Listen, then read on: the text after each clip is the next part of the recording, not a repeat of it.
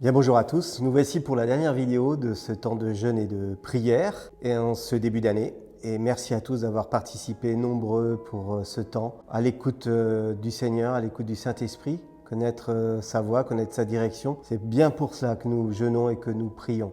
Mais aussi c'est en réponse à l'appel de Dieu qui nous demande de veiller, de prier, de nous rendre disponibles pour lui. Alors nous le faisons.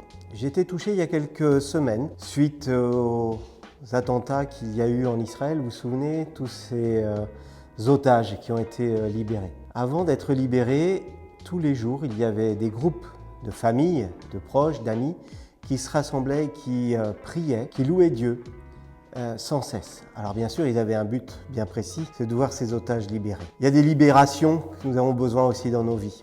Et ces libérations, elles s'obtiennent aussi dans la prière, dans le jeûne. Elles s'obtiennent en étant proche de Dieu. Quelqu'un a dit, au lieu de chercher l'homme de Dieu, cherche plutôt le Dieu des hommes. Et c'est pour ça que nous sommes là aussi encore aujourd'hui. Je vais t'inviter dimanche prochain, on va rompre le jeûne ensemble, en partageant le pain, le vin, cette sainte scène, mais aussi en partageant ce que Dieu nous aura dit. Donc je t'invite à vraiment être présent et à partager ensemble ce temps. Tout d'abord, aujourd'hui, je voudrais te partager sur la victoire dans la foi. Ce passage qui se trouve dans 1 Jean 5, 1 4. « Quiconque croit que Jésus-Christ est né de Dieu, et quiconque aime celui qui l'a engendré, aime aussi celui qui est né de lui. Nous connaissons et nous aimons les enfants de Dieu, lorsque nous aimons Dieu et que nous pratiquons ses commandements, car l'amour de Dieu consiste à garder ses commandements. Ces commandements ne sont pas pénibles, parce que tout ce qui est né de Dieu triomphe du monde. Et la victoire qui triomphe du monde, c'est notre foi.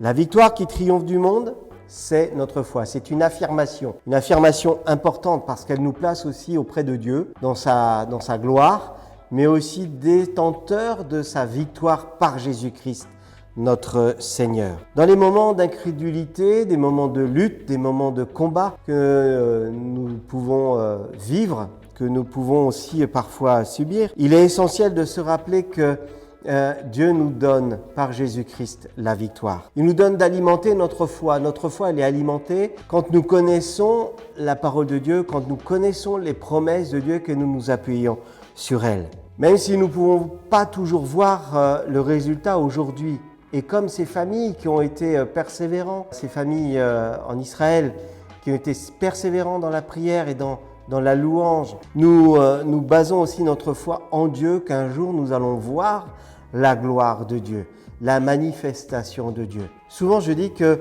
quand nous prions pour des guérisons, quand nous prions pour des libérations, souvent nous ne voyons pas le résultat comme nous l'avons espéré. Mais une promesse est certaine, c'est que Dieu est là et qu'il répondra.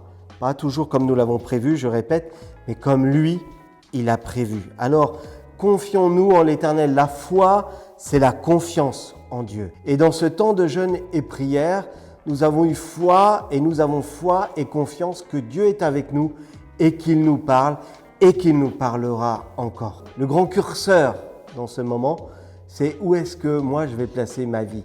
En quoi je vais confier mon espérance? En quoi je vais baser mon espérance? Si c'est pas sur lui, alors c'est dans des choses vaines. Nous avons un instrument qui est vraiment puissant, c'est persévérer dans la prière.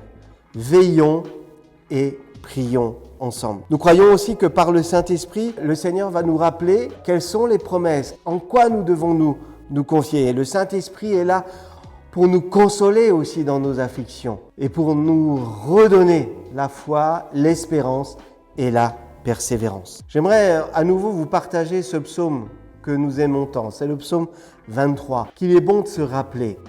« L'Éternel est mon berger, je ne manquerai de rien. Ça alimente mon espérance, ça alimente ma persévérance.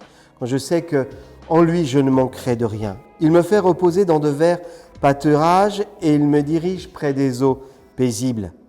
Il restaure, tu peux le répéter avec moi, il restaure mon âme. Ça fait du bien. Il me conduit dans les sentiers de la justice à cause de son nom. Et quand je marche dans la vallée de l'ombre de la mort, je ne crains aucun mal, car tu es avec moi. Ta houlette et ton bâton me rassure. Tu dresses devant moi une table en face de mes adversaires et tu oins d'huile ma tête et ma coupe déborde. Oui, oui, oui, le bonheur et la grâce m'accompagneront tous les jours de ma vie et j'habiterai dans la maison de l'Éternel jusqu'à la fin de mes jours. Je vous ai dit au tout début, j'allais parler de la victoire dans la foi. Notre foi est basée sur ses promesses.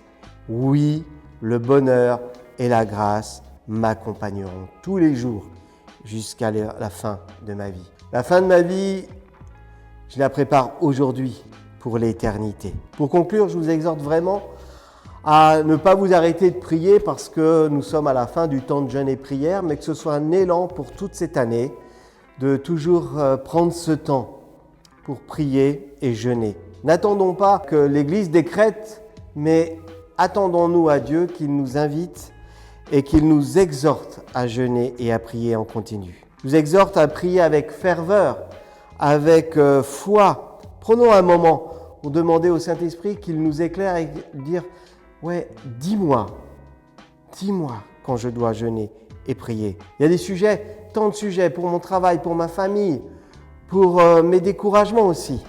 J'ai besoin de plier le genou, alors que notre foi soit renouvelée, sachant que Dieu est là et qu'il ne nous abandonnera jamais. Alors, je voudrais terminer en priant et en demandant au Seigneur que pendant toute cette année, je sois trouvé dans la prière. Si tu as besoin de réponses, prie.